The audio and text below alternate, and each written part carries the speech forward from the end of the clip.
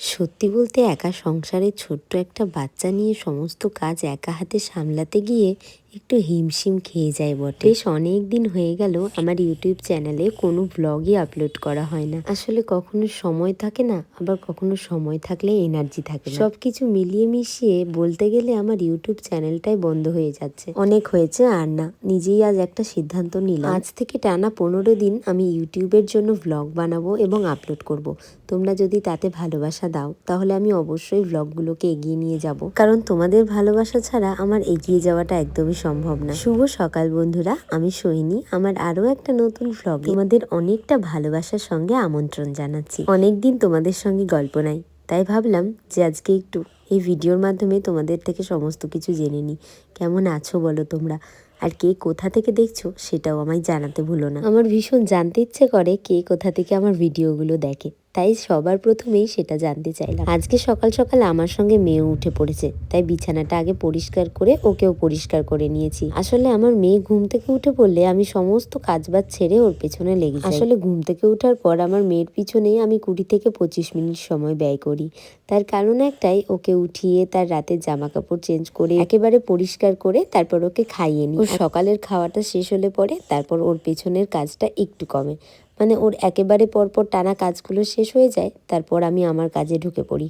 এই যেমন ধরো স্নান করা, পুজো করা, এছাড়া কখনো আগে রান্না করা, এই সমস্ত। আজকে মেয়েকে সকালে মুড়ি খাওয়াচ্ছি। আসলে আমি প্রত্যেক দিন সকালে ওর ব্রেকফাস্টটা মুড়িই রাখার চেষ্টা করি, কারণ মুড়িটা ও মোটামুটি ভালোই বাসে, তাই দুধ মুড়িটাই রাখার চেষ্টা করি। কখনো বা পাতলা দুধও খাইয়ে দিই। এছাড়াও এক এক দিন এক এক রকম ব্রেকফাস্ট দেওয়ার চেষ্টা করি। মেয়ের যখন প্রথম সলিড শুরু করি তখন তোমরা অনেকেই জিজ্ঞেস করছিলে যে ওকে সারাদিন কি খাওয়াও, ওর একটু সারাদিনের রুটিনগুলো শেয়ার করো, আমাদের ভালো লাগে ওর রুটিনগুলো দেখতে। তো তোমাদের সবাইকে বলছি যে আমি যেহেতু আবারও ভ্লগ করা স্টার্ট করেছি, তাই চেষ্টা করব আমার মেয়ের ডেইলি রুটিনগুলো দেওয়ার। ও সারাদিনে কি খায়, কি করে, কিভাবে খেলাধুলো করে, কি নিয়ে খেলে, একটু সময় দিও আর পাশে থেকো, ব্যাস। তারপর সমস্ত কিছু এক এক করে শেয়ার করে ফেলবো, কিভাবে দিন কাটছে এখন আমার ছোট্ট সোনাটাকে নিয়ে। আমাদের পরিস্থিতি অদ্ভুত এক জিনিস। আসলে পরিস্থিতির চাপে পড়ে আজকে আমি আমার মেয়েকে টিভি চালিয়ে দিয়েছি। কি করব বলো দেখি, অনেক দিন হয়ে গেল মাথাটা ঘষা হয় না, আর আজকে আমার মাথাটা ঘষতেই হতো, কোনো উপায় ছিল না। আর ওর বাবাও চলে গিয়েছে সকাল সকাল তার কাজে, তাই আর কোনো উপায় দেখতে না পেয়ে আমি মেয়েকে টিভি চালিয়ে দিলাম। আসলে আমি চেষ্টা করি ওকে টিভি না দেখানোর, ফোন না দেখানোর। টিভিটা যদিও বা দেখিয়ে দিই কোনো রকম পরিস্থিতিতে পড়ে, ফোনটা একদমই দেখায় না। মাঝখানে ওর অভ্যাস হয়ে গিয়েছিল ফোন দেখে খাওয়া, তারপর আমি সেটাকে অনেক কষ্ট করে ছাড়িয়েছি। সেই গল্পও না হয় তোমাদের সাথে আর একদিন শেয়ার করব, কিভাবে মেয়েকে ফোন ছাড়ালাম। আসলে একেবারে ছাড়িয়ে দিতে পেরেছি সেটা বলছি না, কারণ ও ফোনের গানটা শোনে, মানে ফোনের যে কার্টুনের গানগুলো হয় সেই গানগুলো চালিয়ে আমি পাশে রেখে দিই, তবে স্ক্রিন টাইম দিই না। যখন অনেকটা দেরি হয়ে যায়, রান্না হয়নি, কোনো কাজ হয়নি, এই সময়গুলোতে আমাকে এই সমস্ত বুদ্ধি করে তাকে খাওয়াতে হয় অথবা তাকে বসিয়ে রাখতে হয়। এই হচ্ছে মায়েদের পরিস্থিতি। টিভি চালিয়ে দিয়ে আমি ফ্রেশ হয়ে স্নান ধান সেরে নিয়েছি। আজকে একটু শাড়ি পরার ইচ্ছে হয়েছিল, তাই শাড়ি পরেছি। আর ওর বাবা সকালবেলা স্নান ধান সেরে পুজোটা দিয়ে গেছে। আসলে আমার এই পরিস্থিতি দেখে ওর বাবা যতটা পারে আমাকে সাহায্য করার চেষ্টা করে, পারলে তার সবটা দিয়ে আমাকে সাহায্য করে, আর এইটাই আমার কাছে অনেক। স্নান পুজো যেহেতু হয়ে গিয়েছে, তাই আর দেরি না করে খাবারটা নিয়ে বসলাম। সবাই বলে যে বাচ্চা যখন ব্রেস্ট ফিডিং করে তখন নিজে একদমই খালি পেটে থাকবে না, তাই নিজের জন্য না হোক ওর কথা ভেবে সকালের খাবারটুকুটা খেয়ে নিই। খাওয়া দাওয়া তো হয়ে গিয়েছে, এবার মেয়েকে আবারও তার সাইকেলে বসিয়ে রান্নাঘরে এলাম। আজ 3-4 দিন পর মাছ রান্না হচ্ছে, তাই অনেকটাই এক্সাইটেড ছিলাম, কারণ এই যে শিবরাত্রি গেল, তাই শনিবার থেকে পুরো নিরামিষ চলেছে মঙ্গলবার পর্যন্ত। আজকে বুধবার, তাই একটু পাবদা মাছ নিয়েছি বাড়ির ওপর থেকে, পাতলা করে আলু দিয়ে ঝোল করব, আর মাছের ডিম নিয়েছি সেটার বড়া। আর এই করতেই আমার হিমশিম কাণ্ড। দেখছো, সে এখন বড় হয়েছে, একদম থাকতে চায় না। যেইটুকু পারি সেটুকু তো কোলে নিয়েই করার চেষ্টা করি, তবে যেই সময়টুকুটা একদম কোলে নেওয়া যায় না, এই যেমন ভাতের ফ্যানটা ঝরাতে দেব, এই সময় কি আর কোলে নেওয়া যায় বলো তো? এই সময় তো দুটো হাতেরই প্রয়োজন, তাই সেই সময়টা বাচ্চাটাকে একটু কাঁদিয়ে সাইকেলে বসিয়ে রাখি। ভীষণ খারাপ লাগে যখন তাকে আমি রাগের মাথায় বকা দিয়ে ফেলি। আসলে নিজেরও না একেবারে খিজিবিজি লেগে যায়, মাথার মধ্যে টেনশন করে কখন সময়ের মধ্যে রান্না করে উঠবো, স্নান, পুজো, বাচ্চাকে খাওয়ানো, ওকে তেল মাখানো, স্নান করানো, আরো কতই না কাজ থাকে। ভাতটা হয়ে গিয়েছে, মাছগুলো ভাজা করে রেখে চলে এসেছি, কারণ দুদিন থেকে ওকে স্নান করাইনি। আমি আমার মেয়েকে খুব বুঝে শুনে স্নান করাই। আসলে ওয়েদারটা ঠিক থাকে না, আর সেই সময় হট করেই সর্দি লেগে যায় বাচ্চাদের। আর এই ঠান্ডা গরমেই না বাচ্চাদের শরীরটা খারাপ করে ওঠে। তাই আর কি আমি আমার মতো করে ওকে বুঝে শুনে স্নান করাই। বেশ অনেক দিন হয়ে গেল ওকে সাবান বা শ্যাম্পু কিছু করানো হয়নি, যেহেতু ঠান্ডাটা একটু কেটেছে, রোদ উঠছে, বেশ ভালোই লাগছে, যার জন্য ভাবলাম যে মাথাটাও নোংরা হয়েছে, আজকে একটু শ্যাম্পু করিয়ে দিই। আর হ্যাঁ, তোমরা এর আগে অনেকবার আমার মামামের স্কিন কেয়ার রুটিন চেয়েছো, আর এইটাও জানতে চেয়েছিলে যে কি কি প্রোডাক্ট ওকে ইউজ করাই। আসলে আমার মামামের গায়ের রংটা ভীষণ চাপা ছিল, আর এখন একেবারে উল্টোটা, একেবারে রং ছেড়ে দিয়েছে গায়ের। আসলে বাচ্চাদের সঙ্গে এটা হয়েই থাকে, প্রথমে একটু কালো হয়, তারপর সেটা আস্তে আস্তে ছেড়ে যায়। আর এছাড়াও অবশ্যই ভালো প্রোডাক্টের বেনিফিট আছে, যেটা আমি আমার মেয়েকে ইউজ করিয়ে বুঝতে পেরেছি। ভীষণ ভালো ওর প্রোডাক্টগুলো। আমি সমস্ত প্রোডাক্ট আর কি ডক্টর রেকমেন্ড করা প্রোডাক্টগুলোই মাম্মামকে ইউজ করাই। তো যার জন্যই তোমরা চেয়েছিলে, আমার সেটা আর দেওয়া হয়নি, যেহেতু আমি বন্ধই করে দিয়েছিলাম একদম ব্লগ করা। তাই এবার আস্তে আস্তে সব কিছু শেয়ার করব। কার কি প্রয়োজন সেটা আমাকে একটু কমেন্ট করে মনে করিয়ে দিও, ব্যাস তাহলেই হবে। আজ বেশ অনেকটা সময় ধরে মেয়েকে স্নান করিয়েছিলাম, আর এই গামলাটাই আজকে ওকে প্রথম বসিয়ে স্নান করাচ্ছি। সঙ্গে একটা খেলনা দিয়েছিলাম, সে ভীষণ খুশি হয়েছিল, উঠতেই চাইছিল না। স্নান দান সেরে তাড়াহুড়ো করে গায়ে একটা জামা দিয়ে ঝটপট নিয়ে এসেছিলাম বাইরে, কারণ বাইরের রোদটা বেশ কড়া। যেহেতু অনেক দিন পর এভাবে স্নান করালাম, যার জন্য ভাবলাম যে রোদে নিয়ে যাই, তাহলে আশা করি আর কিছু অসুবিধা হবে না। এর মধ্যে ওর বাবা চলে এসেছিল।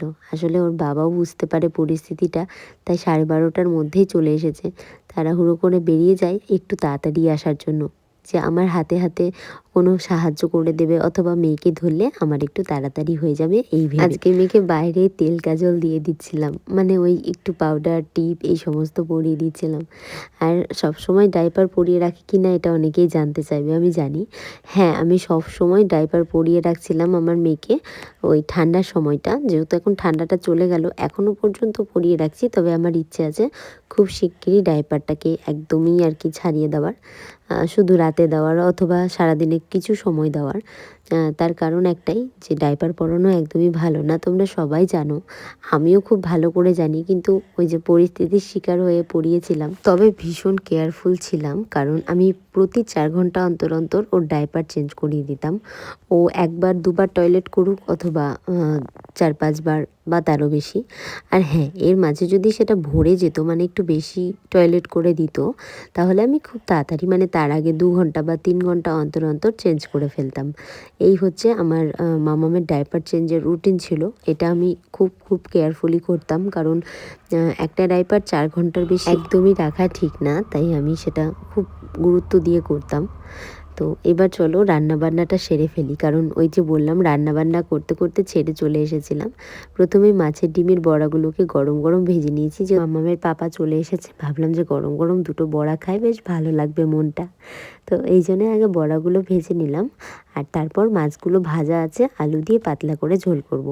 ইতিমধ্যে মেয়েকে খাইয়ে দিয়েছি পাতলা দুধ, এবারে ওকে একটু পাপার সঙ্গে খেলতে দিয়েছি। তো ওখানে সমস্ত খেলনা ছিটিয়ে দেওয়া হয়েছে ওকে, ও এবারে খেলছে নিজের মতো করে। তবে মেয়ে কি আর এক জায়গায় বসে থাকে, সে এখন পা পেয়েছে, তর করে হামা দিয়ে চলে যায়। যেহেতু ঠান্ডাটা পড়লো, যার জন্য হাঁটতে একটু দেরি করে ফেললো। আর যদি গরম সময়টা থাকতো, তাহলে এতদিনে হয়তো বা দাঁড়িয়ে হাঁটতে শিখতো। তার কারণ একটাই, যে নিচে আমি ওকে একদমই ছাড়ি না, যেহেতু ঠান্ডা সেই জন্য। আর আমার ভীষণ ভয় লাগে যদি পড়ে যেয়ে মুখে লেগে যায়, এই জন্য এতদিন একদমই ছাড়িনি। এখন একদম মিনিমাম টাইম, মানে 2-4 মিনিট 5 মিনিট করে সামনে থেকে ওকে ছাড়ছি, কারণ নিচে ছাড়াও দরকার। সবসময় তো বেঁধে রাখলে হয় না, এই আর কি। আরও ভীষণ মজা করে, তাই কার্পেটটা পেতে দিয়ে তার মধ্যে, তবে তার এক জায়গায় একদমই মন টিকে না। তো এইসব করতে করতে আমার মাছের ঝোলটা পুরো ফুটে এসেছে, মাছগুলো ছেড়ে দিলাম। গরম গরম মাছ দিয়ে ভাত দিয়ে খেয়ে নেওয়া হবে আজকে, আর পাঁপড় ভাজা, সঙ্গে ছিল মাছের ডিমের বড়া। আর হ্যাঁ, মেয়ের জন্য অবশ্যই মাছ উঠিয়ে রেখেছি একটা, দুপুরে যখন ভাত খাবে তখন ওকে মাছ দিয়ে ভাত খাইয়ে দেবো, এটাই আর কি ইচ্ছে আছে আজকে। কারণ আমরা মাছ খাবো, ও খাবে না, এটা তো হতে পারে না। এখন সে তো একটু একটু খেতে শিখেছে, তাই ইচ্ছে করে যে আমরা যা খাই তাই ওকেও দিই। তাই ওর জন্য অবশ্যই আলাদা আলাদা রান্না হয়, সেইগুলো সেগুলোও তোমরা চাইলে শেয়ার করব। আর আমার এই চ্যানেলে শর্টসে অনেক রকম রেসিপি দেওয়া আছে ছোট বাচ্চাদের, মানে আমার মেয়েকে যেগুলো দেই সেগুলো তোমরা চাইলে দেখতে পারো। আর তোমরা আমার শর্টসে অনেক ভালোবাসা দাও, তোমাদের সবাইকে থ্যাংক ইউ সো মাচ। যারা বলো কমেন্ট পড়তে, অবশ্যই এরপর থেকে তোমাদের সবার কমেন্ট পড়বো। তো সবাই বেশি বেশি করে কমেন্ট করো। তো মেয়ে ঘুমিয়ে পড়েছে, আর এরপর আমরা খাওয়া দাওয়া করে নিয়েছিলাম মেয়েকে ঘুম পাড়িয়ে। তারপর ছাদে গিয়েছিলাম দুজন মিলে, অনেকগুলো জামা কাপড় হয়ে গিয়েছিল। মানে এখন মেয়ের টয়লেটের জন্য তো আর ন্যাকড়া লাগে না, এখন খাওয়ানোর জন্য লাগে অনেক অনেক কাপড়। আসলে সে একবার খেতে 2-3টে কাপড় চেঞ্জ করতে হয় তার, এই হচ্ছে সমস্যা। তো যাই হোক, অনেক দিন পর তোমাদের সঙ্গে ছাদের ভিউটা একটু শেয়ার করছিলাম। যাই হোক, এরকমভাবেই আমাদের দিন যাচ্ছে। এরপর আরও অনেক অনেক ভিডিও শেয়ার করার ইচ্ছে রইল। আর নিজেকে নিজের মতো করে চ্যালেঞ্জ দিলাম, 15 দিন আমি ব্লগ করব, জানি না কতটুকু কি করতে পারবো। আর হ্যাঁ, আরও একটা জিনিস দেখাই, এই যে দেখো মেয়েকে নিচে একা রেখে এসেছি তাই ভিডিও কলিং করে। যাই হোক, কেমন লাগলো আজকের ব্লগটা অবশ্যই জানিও।